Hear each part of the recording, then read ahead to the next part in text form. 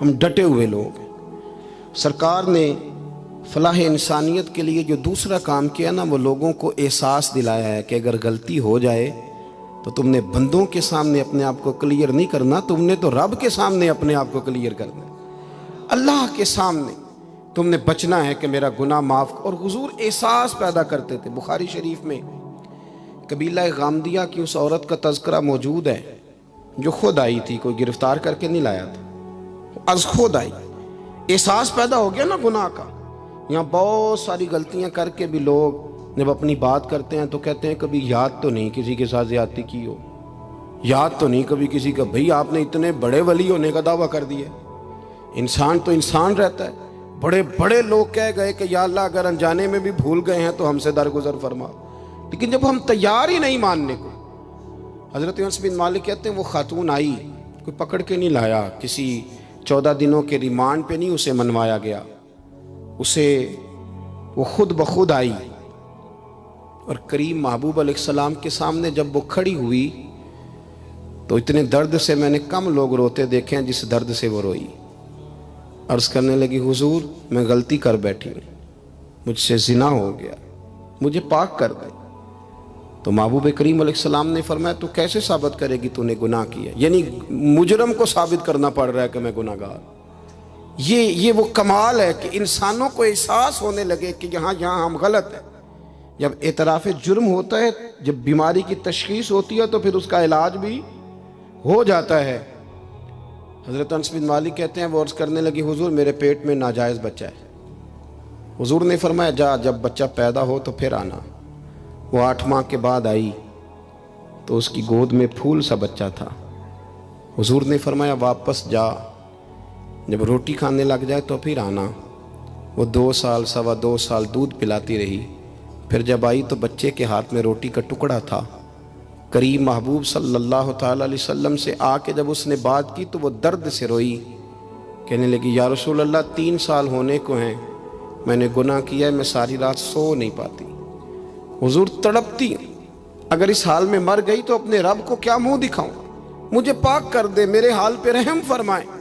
محبوب کریم صلی اللہ علیہ وسلم نے بچہ ایک صحابی کو دیا، فرمایا بچوں کی طرح پالنا، اور کہا اسے لے جاؤ، پتھر مار مار کے اسے سنسار کر دو۔ صحابہ کہتے ہیں اسے پتھر لگ رہے تھے اور حضور بے چینی کے ساتھ ٹہل رہے تھے۔ آ کے خبر دی حضور وہ تو وصال کر گئی، انتقال ہو گیا۔ فرمایا یہاں تک تو بات اس کی تھی۔ حضرت انس بن مالک کہتے اب محبوب کریم نے صحابیات سے فرمایا اسے غسل دو، کفن پہناؤ، جنازہ تیار ہو جائے تو مجھے خبر کرنا۔ حضرت انس بن مالک کہتے ہیں غسل ہوا، کفن ہوا، جنازہ تیار ہوا تو حیران ہم تب ہوئے جب میرے محبوب نے فرمایا صفیں بناؤ، میں خود جنازہ پڑھاؤں گا، میں خود جنازہ پڑھاؤں گا۔ اور سرکار نے جنازہ پڑھایا تو ایک شخص کی زبان سے نکلا حضور اس ملعون کا معاذ اللہ جنازہ جس نے ناجائز بچہ جنا، اس کے لیے آپ دعا کر رہے ہیں، جنازہ پڑھا۔ اور حضور فرمانے لگے خاموش ہو جاؤ، تم نے گناہ دیکھا ہے اس کا احساس نہیں دیکھا، تم نے غلطی دیکھی ہے لیکن اس کی توبہ کا انداز نہیں دیکھا۔ اور صاحب کنز العمال نے یہ لفظ نقل کیے ہیں کہ کریم محبوب فرمانے لگے اس نے تو ایسی شاندار توبہ کی ہے کہ اگر میں اپنی ساری امت میں بانٹ دوں تو اللہ سب کی مغفرت فرما دے گا۔ احساس جب پیدا ہو جاتا ہے نا اپنے دل کے اندر کہ یہاں میں غلط ہوں، ان العبد اذا اعترف ثم تاب تاب اللہ علیہ او کما قال نبی صلی اللہ علیہ وسلم، رواہ مشکات۔ حضور نے فرمایا جب کوئی بندہ کہتا ہے نا اللہ میں بھول گیا تھا، اور پھر وہ توبہ کرتا ہے تو رب اس کی توبہ کو فوراً ہی قبول فرما لیتا ہے۔ پہلی بات یہ کہ عقائد کو مضبوط رکھیں، مضبوط عقائد۔ اور یہ جو آج کل ایک اور ماحول چل رہا ہے، کوئی تھوڑا ادھر کوئی تھوڑا ادھر، عقائد وہی درست ہیں جن کی تشریح شیخ عبدالحق محدث دہلوی نے فرمائی، عقائد وہی درست ہیں جن کی بابت حضرت مجدد الفسانی لکھ گئے، اور ان سب کو اگر کھلا کر کے بیان کیا تو امام احمد رضا فاضل بریلوی نے بیان کیا۔ انہی بزرگوں کی باتوں کو کھول کر ہمارے سامنے رکھا۔ مضبوط عقائد کی زندگی گزاریں۔ اور دوسری بات، اگر کبھی کوئی غلطی ہو جائے پھر اس کا احساس پیدا کریں، پھر اس سے توبہ کریں۔ تیسری بات جو فلاح انسانیت کے لیے بڑی ضروری ہے وہ یہ ہے کہ تھوڑا احساس پیدا کریں دوسروں کا۔ میری زندگی میری ذات سے شروع ہوتی ہے، میری ذات سے، میرے سے ہنس کے بولو، میری بات مانو، میرے پیچھے چلو، میرے آرام میں خلل نہ آئے، میری طبیعت کے مطابق۔ بھئی آپ کی طبیعت کے مطابق چلیں تو پھر تو آپ بہت بڑے خود غرض ہوئے کہ آپ نے صرف اپنے لیے سوچا۔ محبوب کریم کا کمال یہ تھا کہ حضور نہ دوسروں کا بڑا احساس فرماتے تھے۔ آپ بخاری مسلم کی وہ حدیث پڑھیں تو حیران ہو جائیں کہ سرکار فرماتے ہیں میں جب نماز کی نیت باندھتا ہوں تو میرا دل کرتا ہے میں لمبی نماز پڑھاؤں۔ جب میرا کسی کام کرنے کو دل کرے تو پھر میں ساری دنیا کو چلنی پڑے تو میں کر جاتا ہوں، لیکن حضور فرمانے لگے کہ میرا دل کرتا ہے میں لمبی نماز پڑھاؤں، لیکن پھر میرا خیال آتا ہے کہ پیچھے بوڑھے بھی ہیں، بیمار بھی ہیں، بچے بھی ہیں۔ یا رسول اللہ نماز اللہ کی اور خیال بندوں کا؟ فرمایا میں بوڑھوں، بیماروں اور بچوں کا خیال کرتے ہوئے اللہ کی نماز کو مختصر کر دیتا ہوں۔ احساس جب طبیعت ہمارے ہاں نا تیزی کے ساتھ احساس ختم ہوا ہے، تیزی کے ساتھ ہم نے اتنی نفی شروع کی۔ ہمارے تو اہل تصوف میں اللہ ماشاءاللہ اب تربیت کا طریقہ یہ ہے کہ صرف میں ہوں، میرے سوا کوئی بھی نہیں۔ حالانکہ طریقت تو اس کا نام تھا کہ میں نہیں باقی سارے ہی ہیں۔ وہ تو دوسرے کا اثبات کر کے اپنی نفی کرتے تھے، اور یہاں بار بار اپنا اثبات۔